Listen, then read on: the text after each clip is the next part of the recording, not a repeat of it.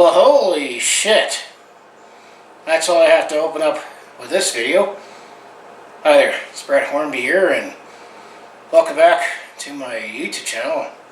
Of course, apologize for the slowness in the content, but life and responsibilities keeps getting in the way. But I definitely had to make a video on this with recent Calgary Flames news, and given the slowness of the content, might as well mash together the two big stories that have already happened in the off season. If you thought last year was interesting, I think this off season has gotten even more interesting already. So before we get into talk about what's at hand, if you want to follow along with this Calgary sports fans journey, just make sure you hit like and subscribe, as I mostly do talk about Calgary sports when I have time. It seems like I haven't had much of, and capture events and sporting events, which that's been my filler, but holy shit, it's actually happened.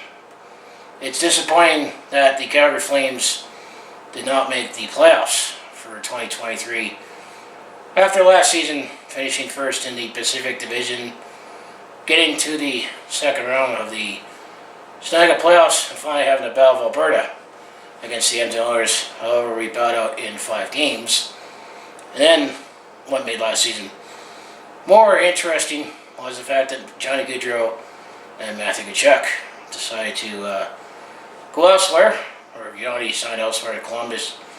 Matthew Tkachuk said, "Hey, I'm not signing here."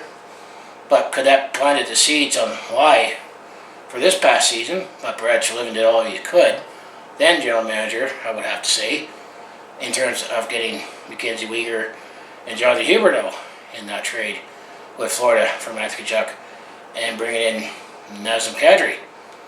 But as this season goes along, it was just frustrating. Players dropped off, like Andrew Mangiapane. Nazem Kadri, I'm going to say, went back to his regular production. And then the big drop off with Jonathan Huberdeau.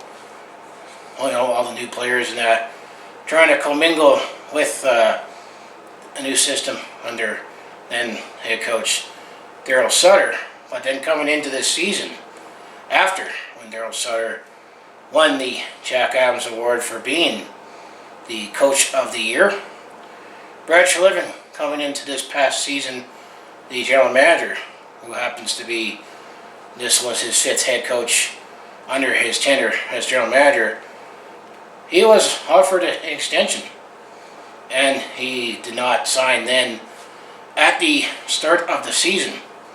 However, he did sign Darryl Sutter to a 2-year contract extension at the start of the year, when things still looked pretty good coming in, where Brad Treliving tried to do as he can to salvage the losses, and the extension would have started this upcoming season, which had been 23-24. Fast forward to the end of the season, where the Calgary Flames finished 3 points out of a playoff spot. Actually, they had a better record than the Florida Panthers. They had 1 more point than the Florida Panthers if they did the 1-16, but given how the seasons work, Calgary just missed the playoffs by 3 points with a 38, 27, and 17 record. Players all season were saying they were frustrated playing with the coach, and apparently, with the knowing that Brad Treliving had a contract extension that was ready, it was probably all, I'm going to say, not pen and paper. I'm going to say it was all pre-made in DocuSign.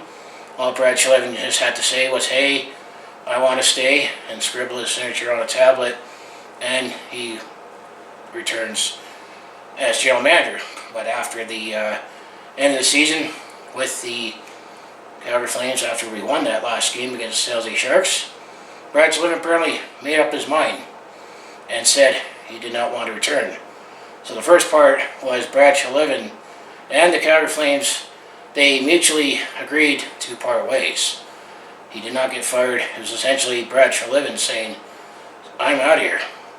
Apparently one of the reasons that he said, I'm out of here, suckers.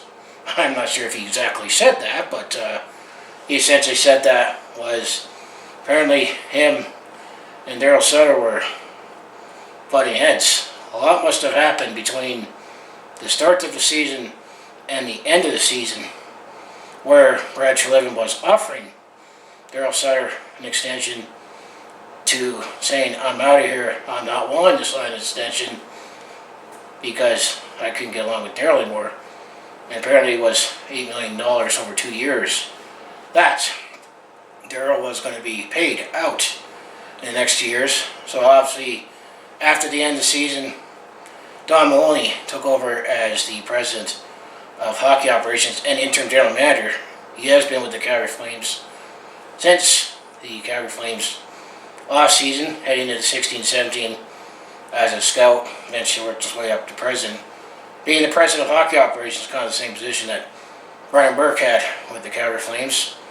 And then Don Maloney kind of just said all the procedure things that, said, well, that was part of the exit interviews. I'm going to reevaluate everything, look at what everybody said, and then we'll see from there. However, I was thinking when Brad Treliving was going to leave the Calgary Flames, I thought that was it. That Darryl was going to still be back as head coach, despite many players saying that they were not wanting to come back to play for Darryl if he was coming back. And we're talking about players under contract. And I was thinking he's going to come back because the Flames brass, including led by ownership Murray Everett, who speculation on the street is that they're buddies, him and Darryl Sutter, and that he was not willing to pay the $8 million to Darryl Sutter to not coach. Or fast forward 2 weeks later, both of these news happened on Monday around 10 a.m. First, the Brad Treliving, which was after the San Jose Sharks game.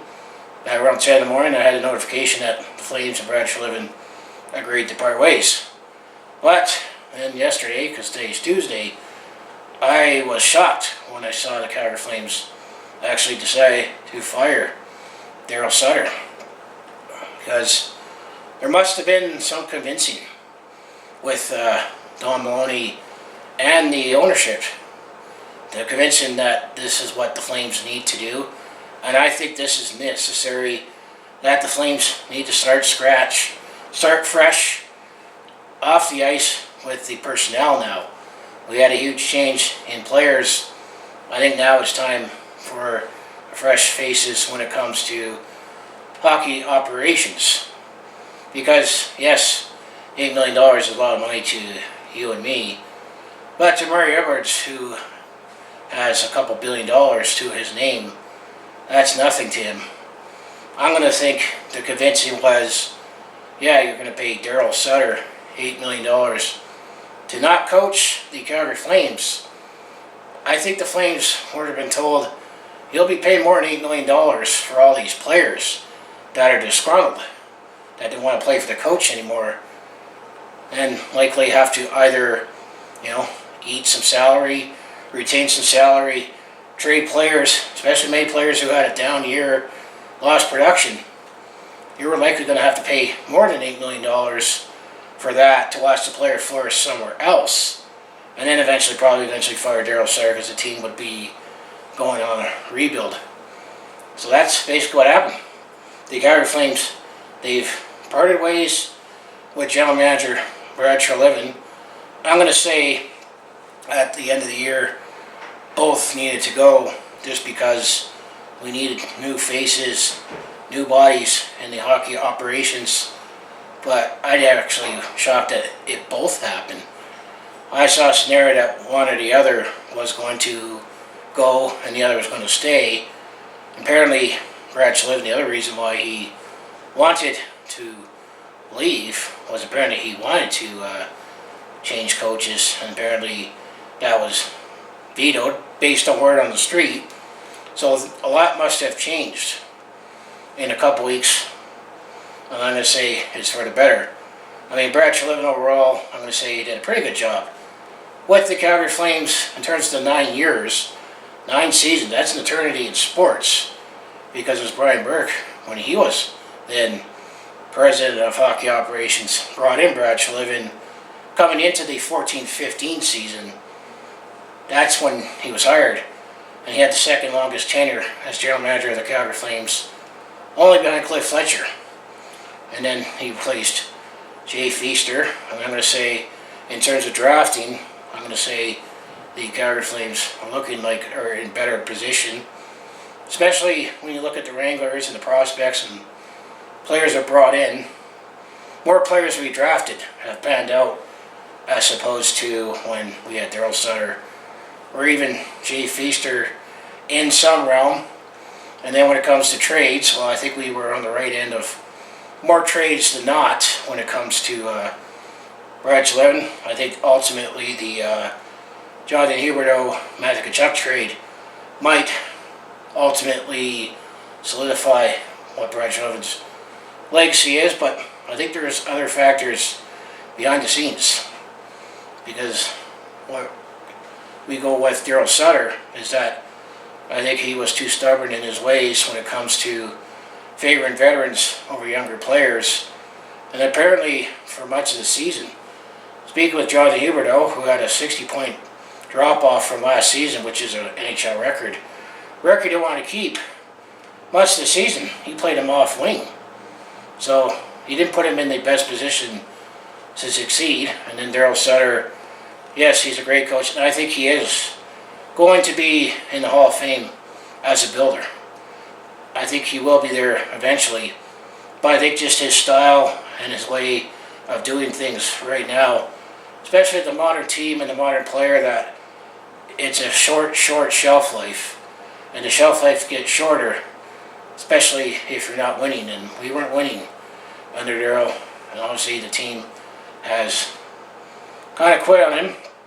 I mean, yes, we've gone through a lot of coaches with under Brad Treliving recently, but I'm going to say a couple years ago I did make a video thing and we were stuck in neutral with him at the same time in terms of not being able to take that next step. But I'm also going to say Murray Edwards behind the scene, he's great at making money, having a couple $1 billion to his name.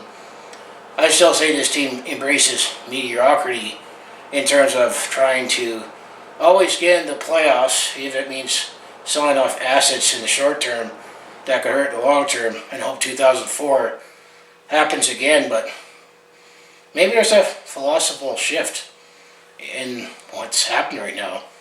And I think ultimately you spend $8 million to have Darryl not coach, and he can upgrade his farm with that money, or you'll be spending more than $8 million when it comes to eating salaries, retain salaries, and trading away players, not get full value for them to watch them succeed elsewhere. So for the first time since the 1999-2000 season, the Calgary Flames will have a new general manager and a head coach for the next season. And that season, if you recall, that's when Calgary Flames decided to move on from Brad Sutter, then head coach, and now coach, general manager. Both their contracts are up, so basically he told them, we're not going to renew your contracts. This is another way of saying you're fired without saying you're fired. But then we brought in Craig Button, who was the same Craig Button you see on TSN, then was the director of scouting with the Dallas Stars, was a part of their cup-winning team in 1999, and ultimately we brought in Don Hay. And I'm going to say both of those didn't necessarily worked out with that change, just because of the younger coach. There was rumors that when Craig Button became the general manager for the Flames then, there was rumors that Calgary was looking at bringing back Brad Sutter, and at the time I remember we were down with Don Hay, Brad Sutter, and Bryan Trottier. Of those three, I would have brought back Brad Sutter then, but that was then. But now I'm going to say, who do you have coming in to replace both Brad Treliving as general manager and Darryl Sutter as coach? And the other piece of the coach story is that there is no word yet what's going to happen to the staff, because Associate Kirk Muller as well as assistants Ryan Huska, Cale McLean, Jordan Siglet. They're all still part of the staff, but I think what is going to be entailed is whoever this new coach comes in, I'm going to say, will make that call. And personally, me, right now as a Flames fan, I am definitely excited for this change because I think we need a change. We need a new voice. We need a new mind behind the scenes to bring in some talent, maybe find a different way to sign free agents. And thing is, Calgary's going to have to make some decisions in the next 12 months when it comes to players who are going to be expiring contracts going into 2024. But some players might have to move out this offseason because of being under the cap for this upcoming season. Because I think if you look at cap friendly right now, we're only got about $1.5 million in cap space, and we don't ice all 23 players because of contract extensions for Mackenzie Weegar and Jonathan Huberdeau kick in this offseason. But for me personally, I'm going to say who I would like to see come in to replace both roles is I think it's time to promote Craig Conroy to being the assistant general manager. He's been within the organization even back when Jay Feaster was the general manager. I think Craig Conroy has done a lot of stuff behind the scenes. He's definitely an ambassador to the Calgary Flames. I think he has done enough work behind the scenes as with Brad Treliving and building up the farm system with Brad Pascal, another possible candidate, in-house. I mean, I think we should still look at possibly looking elsewhere. I know Eric Tulska, if I said his name right, is the current assistant general manager with the Carolina Hurricanes. Seems to be the another front runner, but I would like to see Craig Conroy.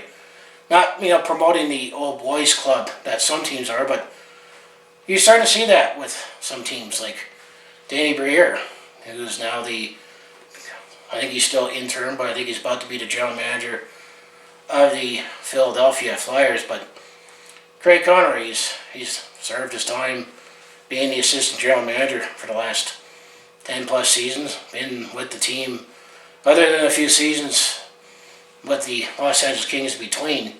He's practically been here for over 20 years. So I'm going to take Craig Conroy.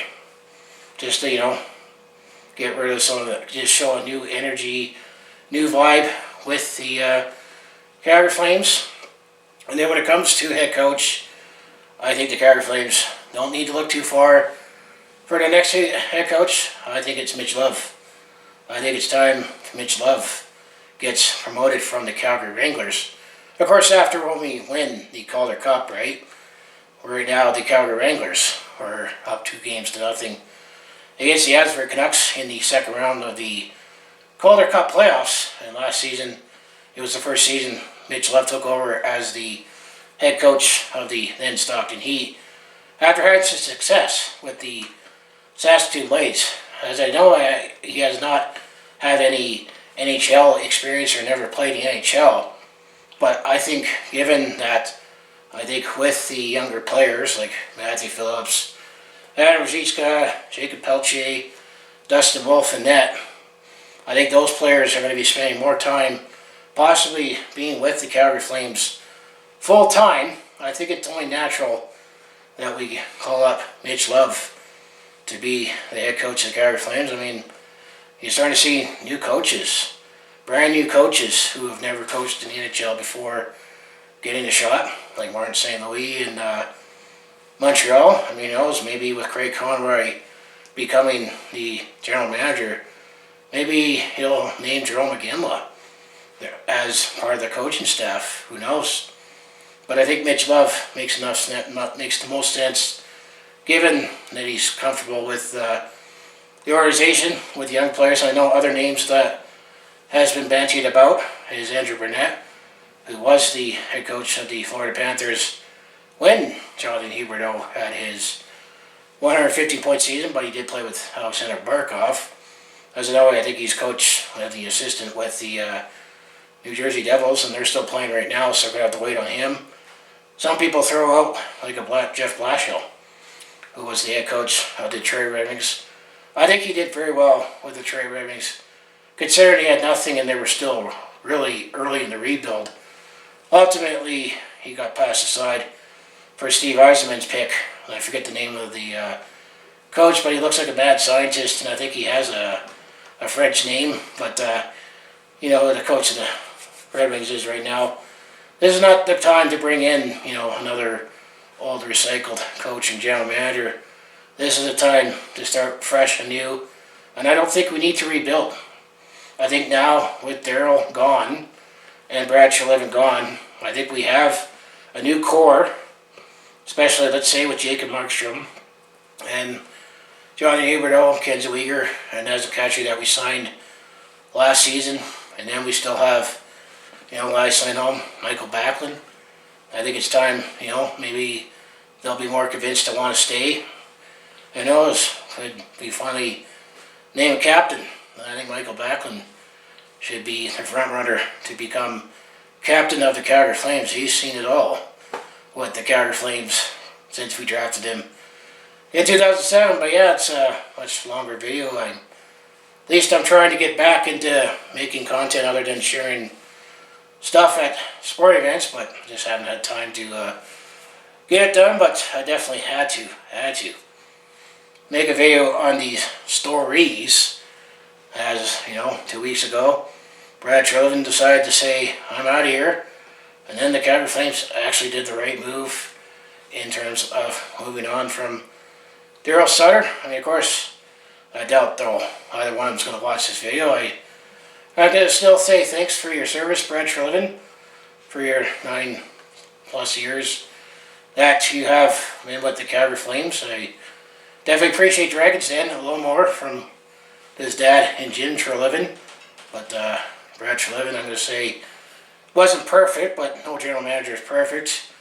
I'm going to say he definitely did very well. I think we ran through too many coaches, but we're not winning either. But we need to hopefully see a sense that maybe there's a new philosophy switch, that maybe it's not time to embrace mediocrity anymore. And then, of course, Darryl. I mean, so I gotta still say, sometimes we love to hate Sutter in Calgary because it's been too many Sutters we've gone through. But I mean, obviously, you gotta thank Darryl for his time with the Calgary Flames, mostly as coach. I'm gonna say he's definitely much better as a coach. I'm gonna say 10, 20 years ago than he is now. Darryl's now only someone that you could bring in for a season or two just to give someone maybe a kick in the you-know-what, to try to get over that hump, and then move on afterwards before things get sour, which I did here. But of course, you know, thankful for Darryl for when he first came here, when the 2004 Stanley Cup Playoff run. It was finally fun to be a Flames fan again. Had a social time as general manager, and then it was great to see him get those 2 cups with Los Angeles. And even despite the success that he had in Los Angeles, the year that they missed the playoffs, things got sour with the Kings, and he was literally locked out from the locker room with garbage cans greeting him. I think it was getting to that point here in Calgary, and then I was just stunned when we brought him in to replace Jeff Ward at the time. And last season was fun. We finally had that Battle of Alberta, but obviously once you don't start winning and you have a hard ass as a coach, the shelf life depletes much, much quicker, which is definitely the case with Darryl Sutter. Still represents a little bit of the old school. Of course, my favorite soundbite from Darryl Sutter was when he talked about pillows and cushions in the standings. Unfortunately, we had no feathers in that cushion this season at all to talk about pillows when we were trying to hang on to try to get into the playoffs. And then some people say the straw that broke the camel's back with Darryl was, well, I think he was trying to be funny when he said earlier this year that Jonathan Huberdeau, he wasn't on the bench because he said he had to take a shit, but I think it was actually he had a leg injury. And then I was actually at that game when we took on the Tampa Bay Lightning, and defeated Tampa Bay Lightning. It's always great to beat Tampa Bay, even though it's 19 years later. But that was the game when Jacob Pelche had his debut, and Darryl's like, "Oh, what number is he? Oh yeah, I guess he did all right. It's got a long ways to go." And then the last final straw was Game 81. We were playing the National Predators, and it was whoever lost that game, playoffs was out. That game, of course, had to go to a shootout because both teams were playing for their playoff lives, and actually Calgary was in the position to win the shootout, so he went with Nick Ritchie on the shootout. Yeah, guys, don't make that video talking about recapping the trade deadline and how things went at that time, but let me catch up here. But I mean, Darryl still had his flaws, but his dry humor seemed to be funny when it was funny until it wasn't the second go around. But obviously I'm always going to be thankful for his contributions, what he did in 2004. And Darryl Sutter, he will be inducted eventually into the Hockey Hall of Fame. No ifs, ands, or buts. He's a Hall of Fame coach in my books at that time, but I think the time is passing by. But yeah, what do you think of everything?